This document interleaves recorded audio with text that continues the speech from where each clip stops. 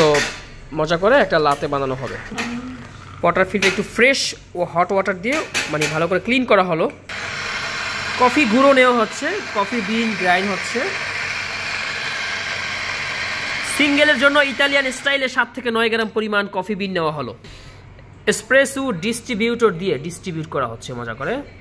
Temp করার জন্য প্রস্তুতি চলছে।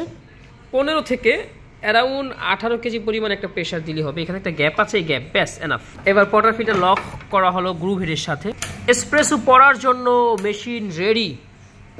সো আমরা দেখবো এসপ্রেসোটা পড়ছে কীভাবে, ঠিকভাবে পড়ছে কিনা, সমস্যা আছে কিনা। হ্যাঁ, একটু সমস্যা আছে, তবে সেটা হচ্ছে যে একটু এক্সট্রা ফাইন করতে হবে, যেহেতু ট্রেনিংয়ের জন্য আমরা একটু কফি বিনটা কম নিয়েছিলাম। মিল্ক স্টিম করার জন্য প্রস্তুতি চলছে। মিল্ক স্টিমিং আজকে ফজলে রাব্বি ভাই আমাদেরকে বানিয়ে দেখাবে লাটে, অথবা যেটাকে আমরা বলি ক্যাফে লাটে। বারিস্তা ট্রেনিং চলছে।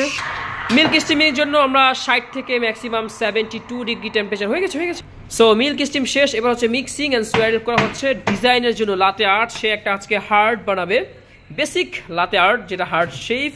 দেখি সে কতটুকু শিখলো আমাদের কাছ থেকে বারিস্তা ট্রেনিং নেওয়ার পরে। দ্রুত কাপটা আরো বেকা, আরো বেকা। হ্যাঁ, এবার সুন্দর করে ডিজাইন শুরু হবে মজা করে। ওকে আপনি এইভাবেই ধরেন। হ্যাঁ, সমস্যা নেই। বেকা গরম মনে হচ্ছে একটু বেশি, মনে হচ্ছে একটু এক্সট্রা। হ্যাঁ, দ্রুত দেরি করলে হবে না। দ্রুত আরো দ্রুত আস্তে আস্তে, আরো আস্তে, এবার চিকন করে আস্তে।